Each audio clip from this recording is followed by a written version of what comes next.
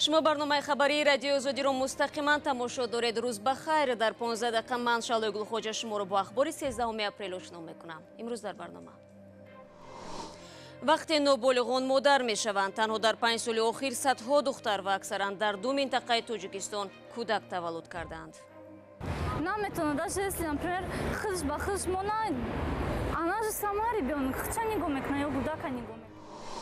номзад ба курсии вазири хориҷии амрико мегӯяд ӯ ҷонибдори тармими барномаи ҳастаии эрон аст, на лағви комилион. оё мешавад борои қарз аз дӯстони иқтисоди тоҷикистонро пеш бурд? соҳибкорони тоҷикро талабот ва фоизҳои қарзҳои бонкӣ ба танг оварданд. аз мо ҳамчун гарав санадҳои хонаро талаб мекунанд. ин аснод бароямон арзишманд аст ва мо наметавонем онро пешниҳод кунем.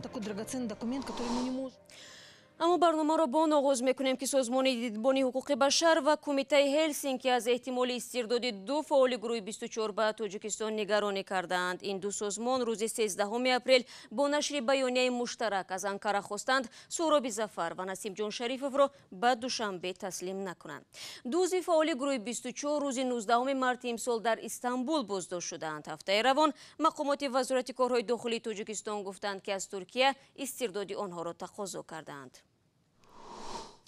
як пажӯҳиш дар Тоҷикистон муайян кардааст ки дар чанд соли ахир садҳо духтари ноболиғ фарзанд ба дунё овардааст. бино ба таҳлили мутахассисон, кӯдаконе ки аз модарони навраз дода шуданд бештар ба бемориҳои гуногун гирифторанд ва фавти чунин атфол низ зиёд аст. аммо гузашта аз ин таваллудҳои бармаҳал ба ояндаи худи ин модарон ки тақрибан аз зиндагӣ чизеро надидаанд таъсир мегузорад. Сарвинози Рӯҳулло дар ин бора гузориш дорад. Сабоҳат дар 16 солагӣ модар шуд. ҳоло 23 сола аст ва мегӯяд намедонист баъд аз он ба камхунӣ ва асабоният гирифтор мешавад. боз таваллудам бо мушкилиҳо паси сар шуд. чӣ мушкилӣ дошта?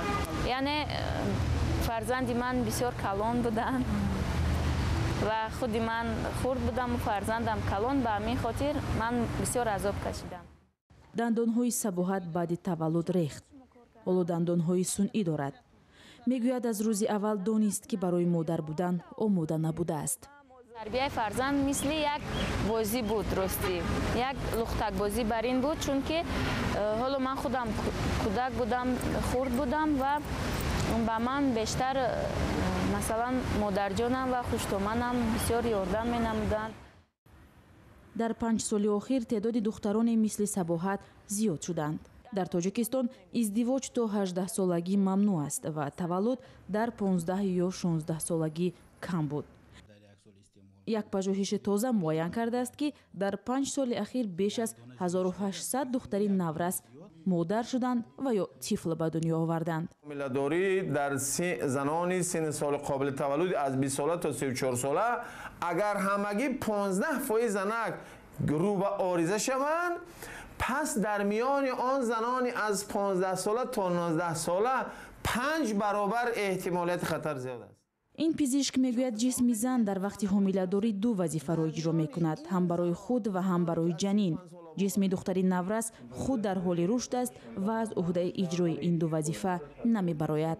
худаш ҷавона, худаш давраи ба камолот расишаи худаш дар маводи сохтмонӣ наменаса, бо ин маводҳои به این هم نارسایی دفیسیتی مثال مینرال ویتامین و مثال سفیده ها و چرب ها و اوگلوودورا مجبوره ساختمانی نوده چیکار کنه روان کنه. ҳомиладории бармаҳалро ба мушкили иқтисодӣ ва анъаноти мавҷуд рабт медиҳанд.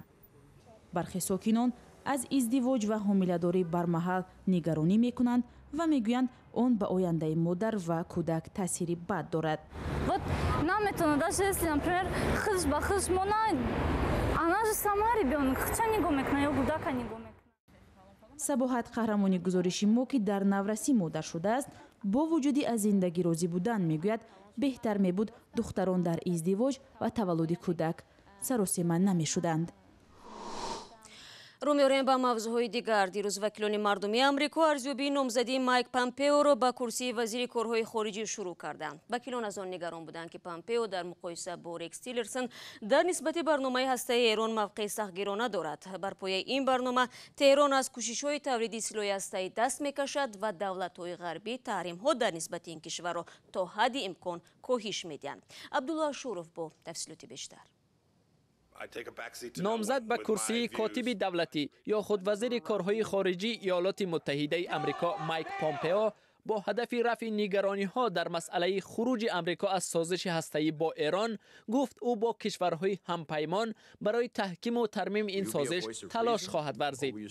فعلا پامپئو کرسی رئیس اداره مرکز کشف ایالات متحده آمریکا CIA یا خود سر او را بر عهده دارد و بعضی وکیلان از آن نگرانند که او خط مشی پرزیدنت دونالد ترامپ را تطبیق نموده سعی می‌کند ایالات متحده آمریکا از سازش هسته‌ای با ایران بیرون می شود.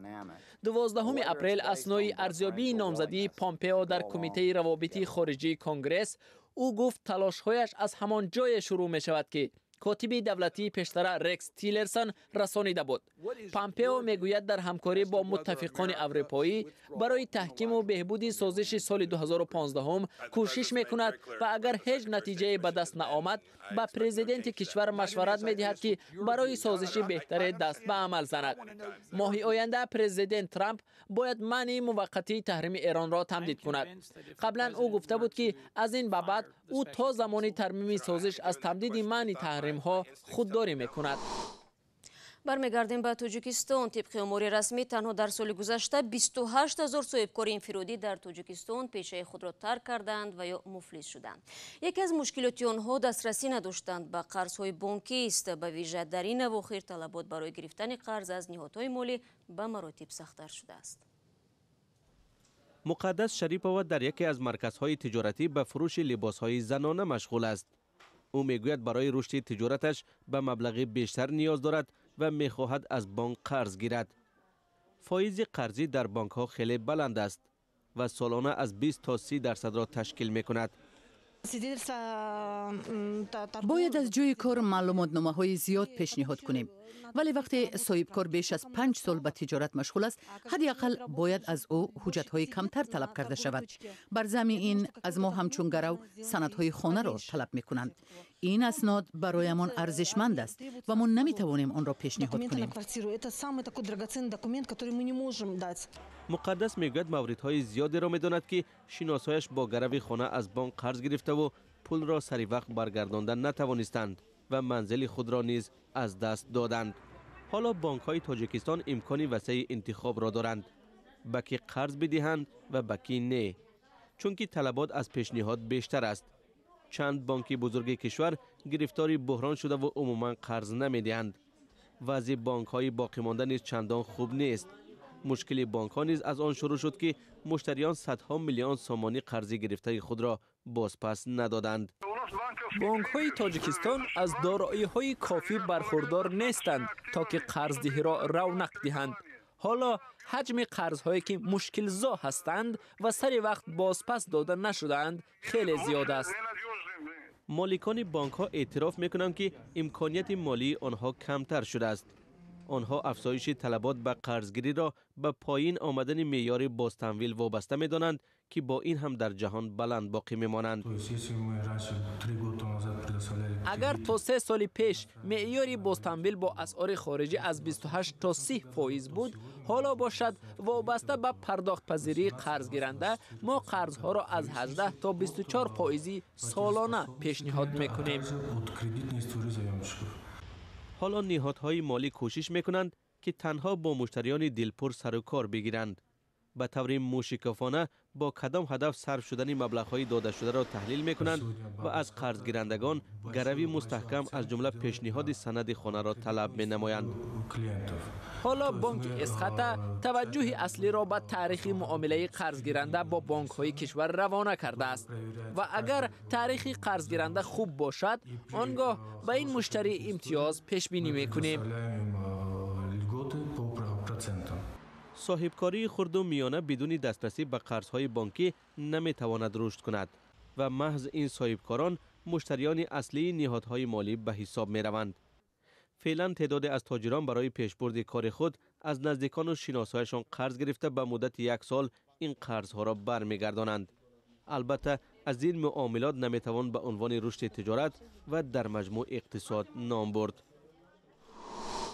برنامه ادامه میدیم. شاید به مثل کشورهای دیگر در تاجیکستان هم ساکنان وابسته به رشد تکنولوژی میخواهند صاحب نوترین تلفنی هوشمند با امکانیت‌های وسیع باشند. اگر تا چند سال پیش آنها برای خریداری تلفن‌های شرکت‌های معروفی مثل سامسونگ و اپل مدت‌ها پول جمع می‌کردند، حالا با نرخ‌های ارزان‌تر موبایل‌های چینی را می‌خرند.